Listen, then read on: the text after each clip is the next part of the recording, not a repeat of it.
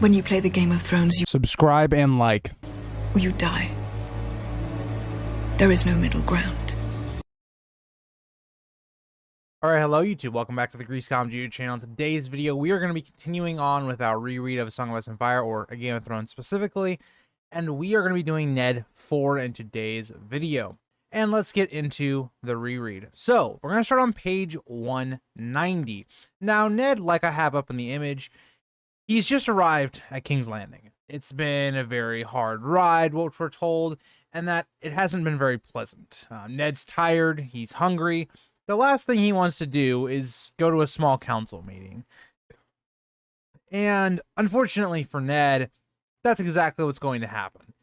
And Ned, it's instinctually wants to say, this can wait for tomorrow, but that's just not the case. He doesn't want to kind of start his King's Landing career with kind of, I guess, pissing people off the small council, even though I don't really think they'd particularly care that much, but that's how Ned kind of views it. And so Ned is going to end up going, and he's going to give some directions to Vane Poole, who is the person in charge of his company. He's his steward, and all of that. So that'll get us into page 191. So page 191 begins with Ned really just being like, okay, can I get a change of clothes at least? You know, I've been riding all this time. And he ends up borrowing some clothes to look more presentable for this council.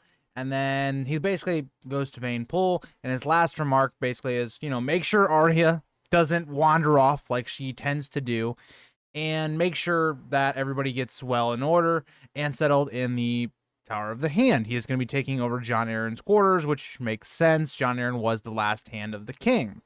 And Ned now heads to the council, and he notes that there are 4 people that he is met by.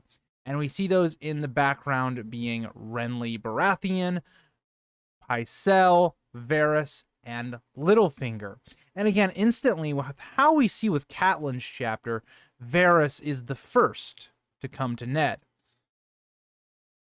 And while this is happening, as Ned is entering this room, he notes how rich this area is, and how rich this room is with its carpets, its paintings, its sculptures. Again, showing the differences between the North and the South, where yes, the North is not poor by any means, but the North doesn't put as much into decorations and all of this material stuff where the South does. And that's going to kind of get us into this idea that we see with Robert, where he has all of these pleasantries like tournaments, things that are bankrupting the country, whereas the North doesn't really indulge in those things. The North is worried about surviving the winter and doing more things that are practical. And that's the kind of differences we're going to see between the two. And that's something Ned is going to have to figure out how to work that balance as Hand of the King. Now, like I said, Varys comes up to Ned, and this is a very awkward meeting, especially going off of the back of what we learned about with Catelyn. It's even more, where Varys is this person that it seems like he tries to make himself smell good, but at the same time he doesn't smell good, and at the same time his appearance seems like he puts on like makeup and stuff where he looks presentable, but at the same time he doesn't look good. And Ned has this really great quote. This is some of George's best writing, in my opinion, for Varys' description, is that the smell is like flowers on a grave, because again, you have the graveyard smell, the rot of a dead body, and then flowers. It's a great description that George uses here. And Varys, again, we see how the southern players play this game. Varys notes how he's been praying for Joffrey's recovery. He doesn't say anything really about Sansa or Arya or Micah or even Lady the Direwolf, but he notes Joffrey's recovery. Now, Ned doesn't really pay much attention to Varys. He basically just like gets him off of him and moves on. But we also see that the powder that Varys is wearing or has stains Ned's sleeve. Again, a lot of foreshadowing to who Varys is as a character in his inside, really. And we're going to get a little bit more later on with Littlefinger and how he talks about Varys. And again, it's more like Littlefinger's trying to paint Varys as this bad person that I'm Littlefinger. I'm nowhere near how bad Varys is type thing. But we'll see that later on. And yeah, so Ned just kind of brushes off Varys. And he says, the gods have heard you. Because again, Joffrey is completely fine in this. And he goes quickly towards Renly. And he also notes that Renly's talking to, presumably, Littlefinger, to which Ned notes that Renly was 8 when the throne was won, but now he's this grown man that looks exactly like a younger version of Robert. And again, we look on this. This is one of the big things that we've really learned about with Renly so far in the few interactions we've had, is he's this character that is described as being very handsome. Sansa says this is the most attractive man she's seen so far, even more attractive than her beloved Joffrey. And that is kind of built upon here, with showing how similar Robert and Renly were, except Renly, as we're going to see, is a bit different. And the two say some pleasantries, noting how Robert and Renly look so much alike, but Littlefinger notes how Renly likes clothing more than half the women in the city. Another key component to Renly different than Robert, where Renly is this character that likes to be very flamboyant. He likes his clothes, and I can respect that, you know, but it's another thing of the key point here is Littlefinger is using this to show that Renly is very feminine. And this is, I think, from George, supposed to be his first real drop that Renly may be gay or bisexual, saying that maybe he is more feminine, and that would maybe lead towards that. That's what I took from this. You guys might disagree with that. And that'll get us into page 192. As we continue into page 192, Littlefinger then turns to Ned and asks if Catelyn talked about him to Ned. This is a very odd remark. Think about it. If you're Littlefinger and Ned, and you're coming in with Ned's POV, he's already in a terrible mood. And then you have this guy who obviously is in love with your wife. He tried to duel Ned's brother. There's a lot of really bad blood / awkwardness with these two characters. You think Littlefinger maybe would be a little bit more restrained, try to get on Ned's better side before joking and, you know, like poking fun at him. But he doesn't do that because Littlefinger is playing with Ned in this chapter. Littlefinger constantly is jesting at Ned and verbally sparring with Ned and kind of getting the measure of who Ned is as a person. Who is Ned, right? Ned has this persona that people think of him already as being the quiet wolf, the stern man, kind of similar to Stannis. And Littlefinger is just making sure that that's true, in my opinion. He's kind of working around and seeing who he's going to have to be sparring with in Ned, because he's going to have to manipulate Ned a lot. And a lot of what I think is interesting in this chapter is why Ned should not trust Littlefinger. There's just so many red flags in this chapter. And again, Ned, in my opinion, never truly trusts Littlefinger. It's more that Catelyn's the one that falls for this. But all of these are signs as to why Ned would not trust Littlefinger, as Catelyn doesn't really see these things.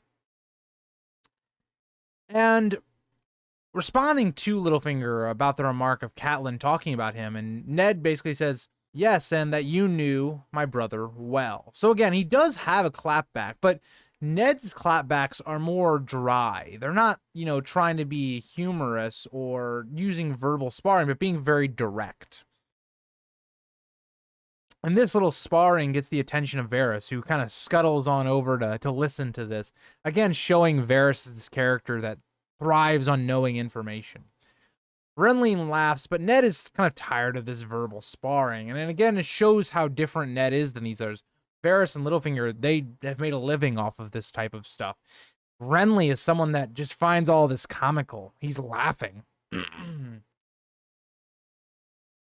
then we see one of the best foreshadowings to why Ned should not trust Littlefinger.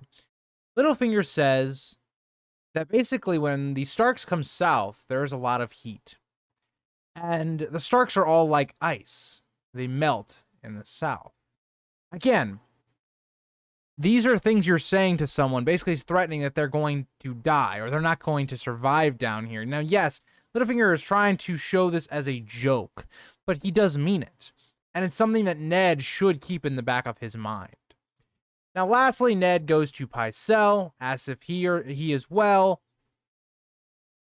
And Pycelle, more or less, you know, playing into this whole idea of being really old and kind of useless and all that. he basically is like, I'm gonna fall asleep if this takes any longer. And they then begin the meeting, getting us into page 193.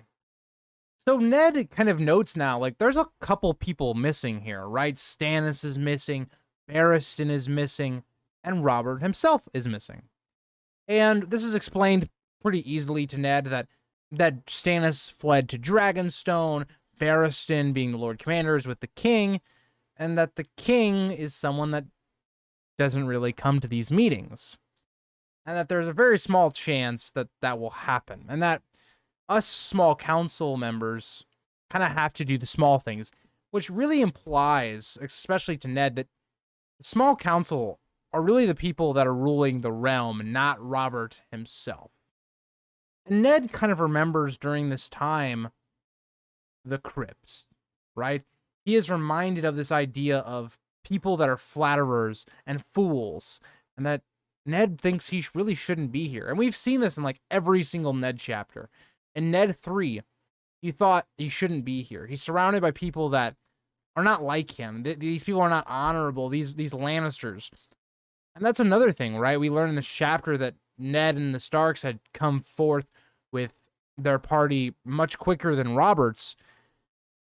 Again, it's that constant foreshadowing or reminder that Ned just does not fit in with these type of people. Either way, though, the meeting does commence, and the first order of business is this tourney of the hand, to which Ned wants no part of. Now, what I think is interesting is, again, this is another subtle thing of showing that all of these people know all this information, that the Tower of the Hand is going to be planned before Ned does. Because there is this letter that Ned's supposed to read, or this scroll that he's supposed to read and figure out this information, but Varys, Littlefinger, Pycelle, Renly, they already all know this before Ned even reads it.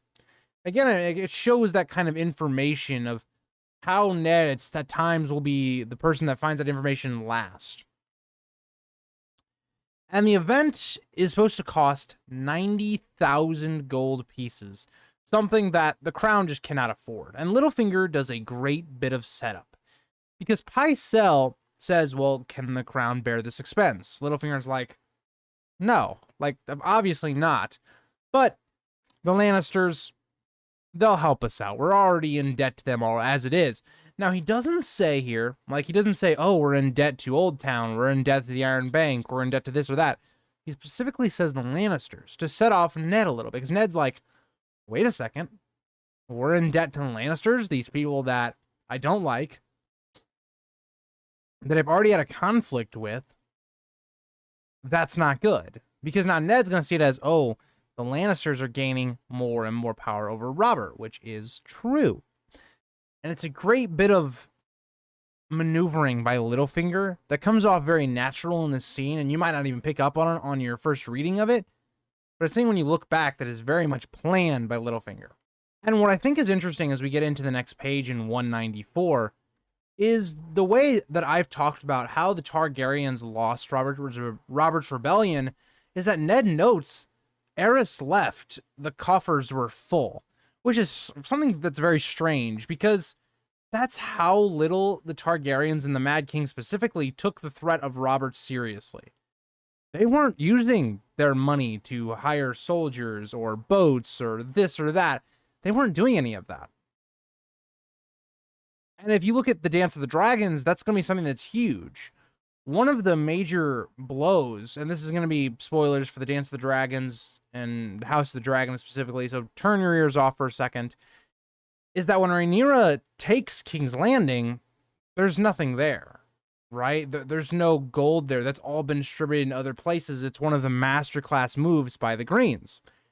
And that's the opposite effect here. And Ned is just completely just taken aback and shocked by this. Because how could this have happened? How did Jon Arryn and Robert Baratheon do this? And the small council basically just says Jon Arryn was a good and prudent man, but Robert Baratheon just sometimes he couldn't be convinced on saving money. And Littlefinger is the one benefiting. He is the one that is helping destroy the finances of the King's Landing. He is someone that is also getting money and putting people under his pocket, getting businesses to grow his own power and influence. And all of this has led to great amount of corruption. Now, Ned says, getting into the end of page 194, beginning of 195, that none of these plans can be made until he talks to Robert. Because Ned is still under this kind of delusion that he can convince Robert to not do things. We're gonna see that being a major divisive part of them is, how does Ned navigate controlling and ruling for Robert? We're going to see this when Robert tries to get assassins to go after Daenerys. Ned and Robert are going to have a fallout because of that. So let's get into page 195. So getting into page 195, at this point, Ned is kind of gotten more heated. He basically raised his voice, saying that no plans will be made, and he apologizes. He kind of loses his cool, and he promptly goes to leave. And he notes that the king has still not arrived. Again, because Ned's party got here quicker. Robert apparently has been in the big wheelhouse, and it's probably taken them much longer to get here. And Ned was probably right to want to get here before the Lannisters kind of settle in and not have that issue of what happened at the Trident kind of come up again. But we know that this has deeply impacted the Stark camp. Sansa is mad at Arya, and Sansa even thinks that Nymeria should have been killed instead. Now, this is an interesting point for Sansa's character because, again, Sansa's still a very young girl and all of that. But Sansa, instead of being mad at Cersei or being mad at Joffrey, she's mad that Nymeria wasn't killed instead. And again, that's a very child emotion and thought. And I think something I want to try and do in this reread is see a little bit through why Sansa would make these feelings, right? And she is a character that is hated on a lot, and I think understandably so. And that's one thing I want to take away from this reread. Every time I do a reread, I want to specifically look at something that maybe I didn't look at too critically the last time I reread. This is something I want to do with Sansa. I really want to focus on Sansa as a character. And I think it's Sansa taking out her anger in someone that she can. She can't really take out anger in Joffrey. She's supposed to marry Joffrey, and she has a crush on Joffrey. She can't take it out on Cersei. Again, Cersei is the mother of Joffrey. She can't really do anything there. Who can she kind of like take out her anger out? She can take it out on the fat King Robert, which she will later on. And, saying basically, making fun of Robert and stuff, as we'll see later on. And Arya, her sister, who in Sansa's eyes has always been a pain in the ass for her. And that's kind of what she does. Now, all while Arya, she's kind of taken more of the Ned approach. She's been brooding a lot. She is upset over Micah's death. And all the while, Ned has to look at his daughters, and he sees every time he looks at Sansa that he's angry and mad. It's a very interesting dynamic that we see between our three Starks at this moment. Now, Littlefinger then appears as Ned is outside and leaving and telling him that he is going the wrong way and to follow him. Ned reluctantly follows, but he notes that he's not going to the Tower of the King, but somewhere else that Littlefinger says is to his wife. Now, take this into perspective, right? The last time Ned has seen Catelyn, she wasn't leaving Bran's room. She was in terrible condition. She was just destroyed. And now he's being told that Catelyn's in King's Landing. He didn't tell him, and now she's just here. You can understand why Ned is very wary of this to begin with. And we even get another bit of foreshadowing where Littlefinger says he is leading him to the dungeons to slit his throat and seal his corpse up. Again, another jest that Ned is going to die and that Littlefinger is going to be involved. Again, we can even look directly at the comparison that when Ned tries to stage his coup, Littlefinger is the one with the dagger to his throat. Again, George gives us more foreshadowing and more reasons for Ned not to trust Littlefinger. Also, I decided to put 196 and 197 up at kind of the same time because there isn't really a whole lot that happens in this moment. But Ned and Littlefinger then, they are basically they're being led to this brothel.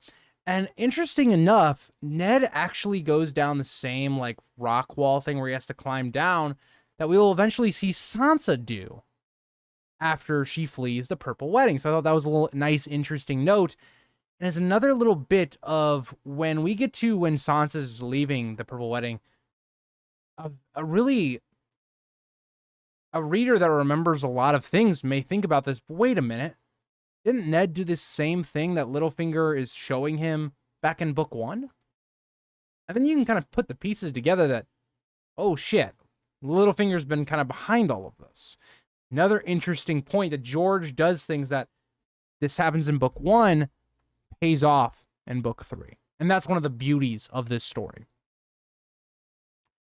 And they finally reach this destination, the whole while Littlefinger jesting with Ned, saying that Ned's getting older because he's kind of struggling down the rock face. And when they get to this brothel, Ned's had enough. You know, he's just had enough. There's no way Catelyn's here.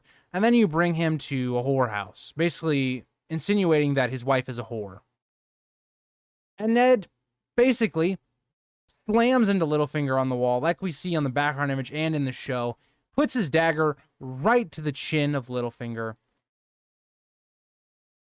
And he says, Brandon was too kind to him. But he is stopped by Roderick Cassell, who Ned barely even recognizes because the beautiful chops are gone. It's a damn shame. And Roderick Cassell confirms that Catelyn is here, leading us into page 198. So, continuing on, Ned then enters the brothel and heads up to the 3rd floor. To his shock, he finds Catelyn. And this is just going to raise so many questions for Ned, like, why are you here? Is everything okay with Bran? And at this moment, kind of Catelyn is basically like asking about, Sansa and Arya. She hears about what happened with them on the road. Littlefinger had told him. And again, Ned tells her that they're in pain and, they're angry, sad. They're feeling all the emotions of loss. But with all that being said, Catelyn tells Ned that he just needs to listen. This will go by quicker. If you don't ask all these questions, just let me tell the story. And during this point, we also find out that Littlefinger owns this brothel. Again, another wink to Littlefinger's growing power and how he's taken some of that gold from the crown. And the story is told to Ned. We see how the direwolf Summer saves Bran and Catelyn's lives, and Ned feels, he doesn't even know in his own mind, guilt, remorse for killing Lady. Because, again, Jon said that these direwolves were meant for the Stark children. And we see that that's true in a lot of ways in this story, and now Ned is realizing that the direwolf that was to protect Sansa died at his hands, and he does feel a bit of that guilt. And another thing that Ned kind of thinks about is, did he upset the gods? Like, was this a horrible action that he commits? And he gives, Lady a good death and better than she would have gotten, and even tries to bury her in the north where she belongs. But is that upsetting the gods? Just the simple act of killing a gift that was maybe bestowed on the Stark family. Ned then, to figure out that Tyrion is the owner of the dagger and presumably attacked Bran or sent an assassin to attack Bran. This doesn't make any sense to Ned. Ned is kind of like thinking about this, like, well, Tyrion had nothing against Bran. The two didn't really have any interactions. Why would Tyrion do this? And again, that's a great thing to think about because it's not something Catelyn really thinks about. Catelyn just instantly accepts this, but Ned is someone that is critically thinking about this. It doesn't make a whole lot of sense. And that's going to step in when Littlefinger continues his manipulation, because he has to do another bit of manipulation to make sure Ned doesn't go against the plan, because Littlefinger is sitting on a very sharp knife here. And I mean that literally, with this dagger. Because if Ned did go to Robert and say, this dagger was used to assassinate my son Bran, Robert would instantly know that the dagger was his. And that instantly would completely screw Littlefinger, because Littlefinger would then, they would know that he was lying. So again, that got us a little bit into 199 and some of the notes I had down for that, but let's get into 199. So like I'd said, what is Littlefinger going to do here to prevent this from happening? He's going to say, well, this dagger means nothing. Tyrion will deny that it is his, and, all that. So he needs proof. But again, like I talked about, if Ned actually had gone to Robert with this question, he instantly would have been able to find more of an answer. Because I think Robert himself could have determined that it was probably Joffrey. And I think that's an interesting part to think about, is what if Ned had done that? But again, this is a great maneuver by Littlefinger as he deflects this, right? He doesn't allow this to happen and makes it to where Ned has to investigate. Because what is that going to do now?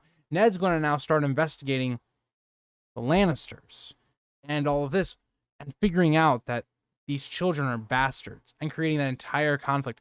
This is Littlefinger's first real big moment of having to manipulate someone like Ned and Catelyn. And I want to note something here. In this chapter, we've seen Ned physically assault Littlefinger. We've seen him verbally assault him as he's going to basically say, like, Littlefinger more or less, again, trying to cover himself, right? He's trying to do a cover here. He basically says, if I were you, I would just throw that dagger away and just be done with it. And again, he knows Ned's not going to do that. Ned's like, my son was attacked, my wife nearly could have died, and this or that. And says, if you think I would throw this knife away and drop it, then you are a bigger fool than I thought. Again, insulting Littlefinger as well. So you have all of these ideas and the tension between Ned and Littlefinger, and Catelyn is telling Ned to blindly trust Littlefinger. It really shows how dumb Catelyn can be, and I know maybe she doesn't know about what Ned did, but like, look at the way things work here. It's just mind-boggling to me that a character like Catelyn is telling Ned that she can trust him when it's obvious that she can't. And this is going to get us into page 200 and 201. Again, I grouped these pages together because they're quite similar, and some parts of my notes I kind of get a little bit mismatched.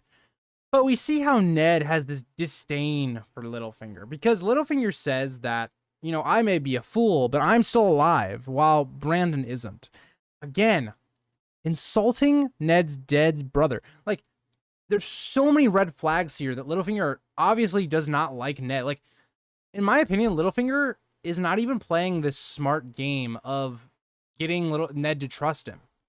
He's playing completely on Catelyn's side. Ned does not like Littlefinger, and that's made quite obvious. And even when we see later on when Ned and Littlefinger are collaborating or whatever, it's more because Ned needs Littlefinger. It's not that Ned likes Littlefinger. And Littlefinger even goes even a step further, saying, if you keep acting like you are Ned, you're going to be dead like Brandon, which is not inherently true at this moment, right? Acting rash is actually in this moment a good thing. Like, going to Robert, telling him about this dagger, what actually happened, being like kind of upfront, would probably help Ned a lot. Because this is something that, for all we know, Cersei and Jaime and those Lannisters were not involved with. It was actually a Joffrey thing. It would be interesting to see, like, if Robert actually did know it was Joffrey and did something about it, or if he turned another blind eye, like someone like Littlefinger says in this chapter. And Littlefinger then notes, that nobody knows this, like, outside of them, and that Varys is a spider, and to watch out for him. He has spies everywhere, making him out to be this evil, sinister guy when it's coming from Littlefinger. Very interesting. And Littlefinger openly says, that he has love for Catelyn and he could never deny her anything. Again, showing that Littlefinger has feelings for Catelyn. Again, major red flags. If you're someone like Ned, this dude that basically wants your wife, not the most trustworthy. Catelyn then asks for a word alone with Ned. And that gets us into 202, our last page. And in my opinion, one of the biggest pages of this chapter. And this is one of Catelyn's major faults. And really, this page we're going into is pretty much a page in every single person's I hate Catelyn note. But here we go. So into page 202. Now, page 202 is mainly the idea of what are they going to do, right? Ned specifically gives Catelyn instructions. Ned says, Have Tallheart and Glover send 100 archers each to Moat Cailin to defend that area, because again, that's where you would fortify the north. And he even says 200 good archers could defend against any army invading the north. Now, number 2, have Lord Manderley repair and strengthen all of White Harbor's defenses and ships, more or less. And 3, have Theon watched. We will need his father's fleet. Now, a question I would have here is, if Ned was still alive, he was still in charge of the north, would that even work? Because personally, I don't think that having Theon as a hostage would get the Greyjoys on their side. And I think that's evident with what we see with the War of the Five Kings. Now, what I think this would change is that I don't think Balon would have been able, or would have had the balls to go against Ned. So that's the one thing I think is a key difference if Ned had actually survived and these orders had gone through. Now, Catelyn is then questioning, like, is there going to be war? Is that what this is going to come to? And Ned says it will not come to that. Tywin would never dare invade the north, but they need to be ready, and that he must play this out as if nothing is amiss and must look for proof. If he finds it, he will have to present it to Robert and hope he is still the man he knew. So again, a very intense end to this chapter, but I think Ned is actually completely right in this analysis. Tywin would not dare invade the north unless he had all of the other 6 kingdoms behind him. The rest of the continent was going against them, and even then, it'd still be a pretty tough ask to conquer the north. So what Ned's saying here is that if this goes ill, I want to be able to leave the north and have the north set up basically as a fortress, right? No one's going to be able to break in. We are going to be prepared for winter while all the rest of these, kingdoms are not. That is the whole idea here, and that's what Ned wants Catelyn to do. Ned does not want Catelyn to start, doing her own political maneuvers, acting on her own, but instead helping Rob rule the north. That is what matters to Ned, not these other things. And Ned, again, is playing this game of war. He's preparing for what he's good at. That is what Ned is good at, and that is what he's doing here. And that's when I, make my idea that Ned was not stupid in this book. Maybe he was a little naive. Maybe he was just a different type of person than the rest of these people. But he is someone that understood what was going on for the most part. And he doesn't trust Littlefinger. He never really trusts Littlefinger. So thank you guys all for watching this video. I hope you guys all enjoyed, and I'll see you guys all in the next video. Bye, guys.